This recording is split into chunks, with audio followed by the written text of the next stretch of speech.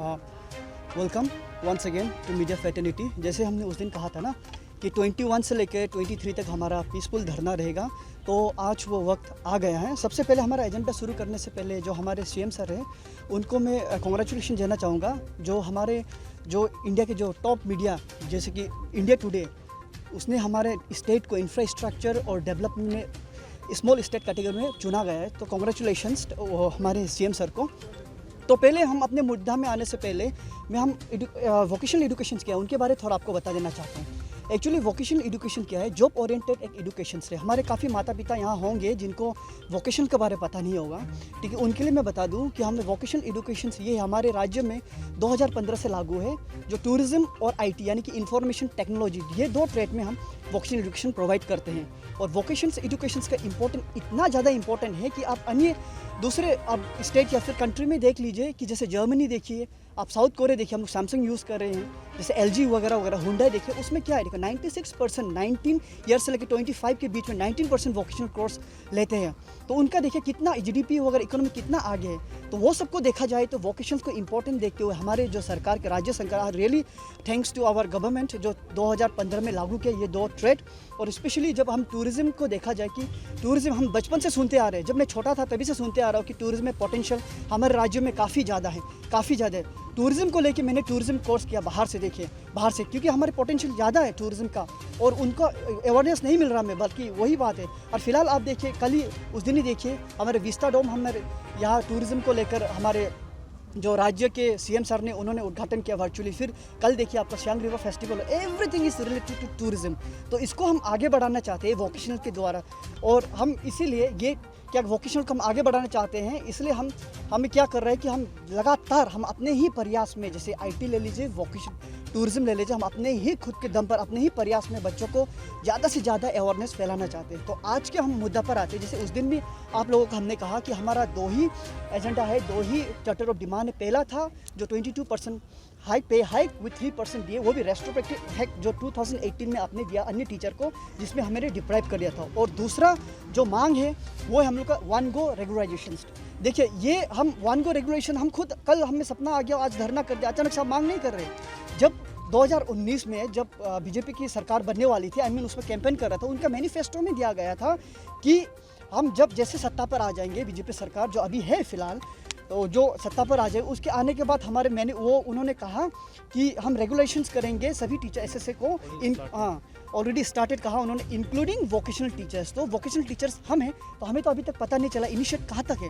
हमने इतना वेट किया आपको, अभी तक आपने कुछ जवाब ही नहीं दिया। बल्कि रेगुलेशन का छोड़िए, जो 22% पे हाइक का उसके लिए हम 3 साल 4 साल, जैसे उस दिन मैंने कहा बेवजह हम इतने 3-4 साल से हमें डिप्राइव किया गया है। जैसे मेरे प्रेसिडेंट सर ने उस दिन में कहा चप्पल घिस गया चल के ऑफिस जा के। अभी देखिए आप लोग, हम बच्चों को पढ़ाएं या हम यहाँ ऑफिस दरवाज़ा घूमें, आप खुद सोचिए। और ये दूसरी बात, मीडिया के सामने हमारे प्रेसिडेंट सर ने आपको कहा था 29 अगस्त को एक हम लोग प्रेस ब्रीफिंग रखा था, उसमें मीडिया सर कहा था कि 20 तारीख का अल्टीमेटम दिया गया था। तो हम 20 तारीख को एक्चुअली करने वाले थे, लेट बी क्लियर, 20 तारीख को हम एक्चुअली धरना करने वाले थे। लेकिन क्या अचानक गवर्नमेंट का एक नोटिफिकेशन आ गया कि कोरोना काल के बाद स्कूल रीओपन हो गया 15 तारीख सितंबर 15 से। तो इसके कारण हमने एक बैठक किया और हमने सोचा कि नहीं, because we are student centric, हमारा सबसे पहला प्रायोरिटी स्टूडेंट, इसलिए हमने सोचा कि हम इसे पोस्टपोन कर देंगे। उसके बाद फिर देखता है कि एकाएक CBSE का नोटिफिकेशन आता है। आप सभी को मालूम हो कि पहले CBSE एक ही एग्जाम लेता था एनुअल, जो कि मार्च से अप्रैल तक होता था। लेकिन इस बार CBSE ने क्या किया है, इसमें टर्म 1 टर्म 2 किया, और टर्म 1 का एग्जाम देखिए फिलहाल ही खत्म हुआ है, ठीक है। तो इसीलिए हमने वो भी पोस्टपोन करके टर्म 1 एग्जाम जैसे ही खत्म हो गया, तो अभी हमने सोचा कि नहीं, हम 3 दिन का धरना हमें करना पड़ेगा। क्योंकि देखिए ये मैसेज आना चाहिए कि हम लोग कमज़ोर नहीं हैं, स्टैंड में भले हम कम है, लेकिन we are not fragile, we are not weak, we are stand. और ये मांग किसी के खिलाफ नहीं है, ये बल्कि इनजस्टिस के खिलाफ, जस्टिस के लिए है ये मांग, ये किसी के खिलाफ नहीं है। और ये हम कहना चाहते हैं, ये वोकेशनल टीचर जो एसोसिएशन है किसी व्यक्तिगत किसी के खिलाफ नहीं है, व्यक्तिगत, मैं फिर से बार दोहरा रहा हूँ, ये इंडिविजुअल किसी के खिलाफ नहीं है, ये बस इनजस्टिस के खिलाफ है।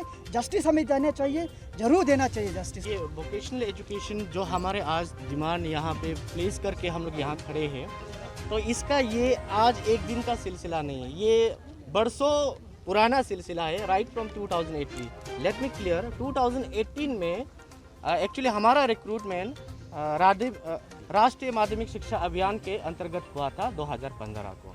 तो उसके बाद में फिर से 2018 को हमें मर्ज करके एसएसए और आरएमसी टीचर्स को उसको integrated scheme for school education that is इसी टीचर्स कहते हैं। तो उसके बाद में हमारा प्रदेश से एक ऑर्डर कॉपी निकलते हैं कि 22% पे hike with 3% annually start from 1 अप्रैल 2018। तो हम तो खुश था, हमें रिकॉग्नाइज मिल रहा है, हमें लेवल ऑफ डिग्निटी मिल रहा है, बल्कि हम लोग खुश था। लेकिन जब हम डिपार्टमेंट को पूछा गया तो हमें डिप्राइव किया गया बोला है। तो ठीक है, ऑर्डर निकलने के बाद हम लोग डिपार्टमेंट को कंसल्ट किया, लेकिन डिपार्टमेंट ने तो ऐसा पल्ला झाड़ दिया कि बोला कि ये बड़ा इशू नहीं है, ये ऑर्डर तो ऑलरेडी अप्रूव है, हम लोग इसकी इंक्लूड कर देंगे।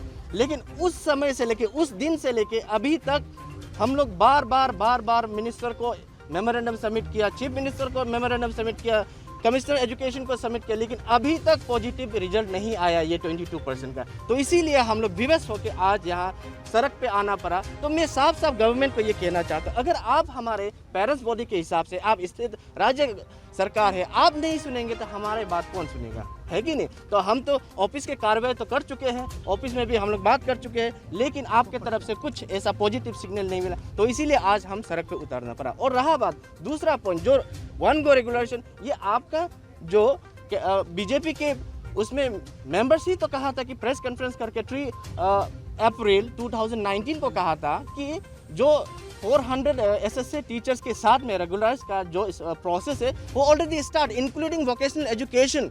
अगर आप एक प्रॉमिस करके इसको अगर हमारा साथ में इम्प्लीमेंट नहीं करेंगे, वो तो धोखा देने वाला टाइप से हो गया, है कि नहीं। आप लोग भी जान सकते हैं इसे। तो इसके लिए तो उसने बोला था। और let me clear you one thing, manifesto मतलब क्या है, प्रोमिसेस है। तो कहाँ है आपका प्रोमिसेस, क्या ये होल प्रोमिसेस है क्या ना, ये ओनली आई वॉश है, वो हमारे समझ में नहीं आया। तो उसका रिगार्डिंग में भी हम लोग बहुत बार बात किया, लेकिन अभी तक कुछ उन लोगों का मतलब कुछ भी रेस्पॉन्स नहीं आया। तो इसीलिए हम लोग सब जितना भी ऑल ओवर अरुणाचल के जितना भी टीचर्स है, जितना भी डिस्ट्रिक्ट के आज यहाँ इकट्ठा होकर हम बस गवर्नमेंट को यही अपील करते हैं, अभी भी समय है, ये फर्स्ट फेज का धरना है और हमारे साथ में बात टॉक कीजिए, हमारे मांगे को आप पूरा कीजिए, क्योंकि पॉसिबिलिटीज़ इसमें है। और हम सच का लड़ाई यहाँ लड़ रहे हैं। यहाँ मनगढ़ंत कहानी करके यहाँ में 3 दिन का हम भी पता है इतना एक्सपेंसिव करके हम लोग यहाँ ऐसा मनगढ़ंत कहानी नहीं। आपने ऑर्डर कॉपी के साथ में हम लोग लड़ाई कर रहे हैं, आपका प्रॉमिस का बात लेके हम लोग यहाँ लड़ाई कर रहे हैं। इनजस्टिस इन द सेंस, देखिए कुछ स्कीम लागू करता है सरकार या फिर से केंद्र सरकार, उसका क्या उसका मेन मोटो क्या होता है, ईच वन को उसका बेनिफिट को गेट करना चाहिए, है कि नहीं।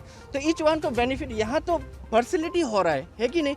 यहाँ अगर आपका एसएसए पीआरटी, एसएसए टीजीटी और आरएमसी का जो टीजीटी को आप दे रहा है बेनिफिट मिल रहा है, वही अगर उसी आरएमसी का रिसोर्स टीचर उसको तो नहीं मिल रहा है कि नहीं।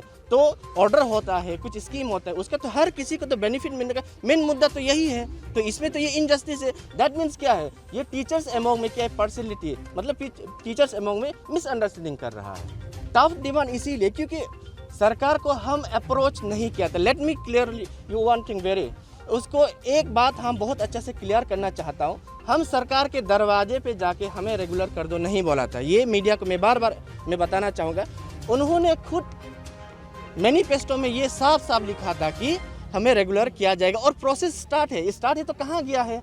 3 साल तो नहीं लगते ना, मुझे तो नहीं लगता कि 3 साल आपका प्रोसेस आरआर बनाने के लिए, रेगुलराइज करने के लिए इतना 3 साल तो नहीं लगते हैं। तो इसीलिए उन्होंने कहा बस उसका जो बोला बात को अब हम पूछ रहे हैं कि अगर आपने किया है, बोला है, तो अब इम्प्लीमेंट कीजिए, शुरू कीजिए। रेगुलर कहाँ तक प्रोसेस है, उसने कहा हम पूछ रहे हैं, वही हमने तो नहीं कहा था, उसने कहा था अभी चलिए आपने कहा है तो फुलफिल कीजिए, वही डिमांड है हमारा। मैडम मैं एक बात कहना चाहूँगा इसमें, देखिए जो आपने कहा वन गो रेगुलेशन, जैसे सर ने भी क्लियर कर दिया कि वो हमने नहीं कहा था, उन्होंने ही कहा था। तो रेफरेंस मांगते हैं गवर्नमेंट, तो रेफरेंस उन्हें देखिए, आप देखिए उड़ीसा में जाइए, वेस्ट बंगाल में जाइए, हरियाणा में जाइए, वहाँ देखिए, बल्कि आप असम में जाइए, हमारे जस्ट नियरेस्ट है। सेम बैच 2015 में हमारे साथ ही सेम बैच को रिक्रूटमेंट किया था, सेम ट्रेड था, सेम पे स्केल था। इस साल मई में उनको रेगुलाइज कर दिया गया। वो भी उनका नोटिफिकेशन में ये लिखा गया है कि लेबर डिग्निटी को राइट में रखते हुए उनको रेगुलर किया जा रहा है। और न्यू जो हमारे एजुकेशन पॉलिसी 2020 उसको इम्पोर्टेंट देखते हुए रेगुलर कर, साफ तौर पे उनका नोटिफिकेशन में ये था। जी, ये तो साफ तौर पे वन गो रेगुलेशन के लिए डिमांड के लिए टॉप प्रायोरिटी है। और गवर्नमेंट पॉसिबल है, उन लोगों के पास में पॉसिबल है, अगर आप वोकेशनल एजुकेशन को अरुणाचल प्रदेश में, हमारा राज्य में अगर आप इम्प्लीमेंट किया तो इसे सही ढंग से करना चाहिए कि नहीं। हम सीख ले सकते हैं, जैसे कि हरियाणा, हमारे पास में कागज़ भी है, हरियाणा का जो वोकेशनल टीचर्स को 44,990 रुपीज़ मिलता है। आप सोच के देखिए, उससे कुछ लेसन हम क्या करते हैं, हम बाहर से तो सीखते, जो अच्छा होता है उसको अडॉप्ट करते हैं, और उसके बाद हम असम का जो हमारा मतलब साथी जो स्टेट है उसको भी हम लोग देख सकते हैं। असम का तो 101 टीचर्स को, वोकेशनल टीचर्स को रेगुलर किया गया है। दैट मीन पॉसिबल है। उन लोग कहाँ में मतलब यहाँ पॉसिबल नहीं है, या फिर चाहे हमारे बात को नहीं सुन रहे, आप खुद से बोल के, और उसके आरआर वगैरह तो आसाम से लेकर आप देख सकते हैं, उसमें तो किया गया है ना। तो पॉसिबिलिटी आपको तो हम दिखा रहे, बता रहे ऐसा पॉसिबल है बोल के, तो लेकिन उन लोग हमारा साथ में ये मतलब आग मिछोली का खेल खेल रहा है। देखिए, ये 3 डेज़ का पीसफुल धरना है। आज ये पहला पेज है, कल होगा और परसों होगा। देखिए, ये 3 दिन यहाँ हम लोग साइलेंट होके चला गया, ऐसा बिल्कुल भी बात नहीं है। आप जितना दबाने के लिए कोशिश करेंगे ना, उतने ही हम लोग आगे जाएंगे। तो गवर्नमेंट को क्लियर मैं कह देना चाहता हूँ कि ये फर्स्ट पेज है, अगर यहाँ टर्न अप नहीं हुआ तो डेफिनेटली बहुत जल्द ही हम लोग सेकेंड पेज के लिए, और इससे भी स्ट्रॉन्गर हमारा जितना एजेंडा होगा वो सेकेंड पेज में होगा। जी, आपने बहुत अच्छा सवाल पूछा, क्योंकि वोकेशनल के अंदर में मोर देन 20 से ज़्यादा सब्जेक्ट्स है। तो क्लियर जो कंफ्यूज है मैं उसे बताना चाहूँगा। जैसे कि हम अभी जो हमारा कंट्रेक्चुअल में टूरिज्म और इंफॉर्मेशन टेक्नोलॉजी अभी लिया जा रहा है, तो उसी ढंग से जैसा कि हॉर्टिकल्चर है वो भी एक वोकेशनल सब्जेक्ट है, एग्रीकल्चर है वो भी एक वोकेशनल सब्जेक्ट है, और पीटी है वो एक वोकेशनल सब्जेक्ट है। तो ये सब वोकेशनल सब्जेक्ट है, लेकिन स्टेट गवर्नमेंट ने उसे अडॉप्ट किया गया। तो हमारे यहाँ में क्या हो गया, टूरिज्म को भी अरुणाचल गवर्नमेंट अडॉप्ट कर सकता है एज ए स्टेट। जैसे कि अभी हॉर्टिकल्चर का पीजीटी चला रहा है और टीजीटी उसमें रिक्रूट किया गया, तो हमें भी हमारा सब्जेक्ट को अडॉप्ट करके गवर्नमेंट लाइक एग्रीकल्चर और हॉर्टिकल्चर की तरह स्टेट में इम्प्लीमेंट कर सकते हैं। Thanks for watching. Please subscribe and hit the bell icon.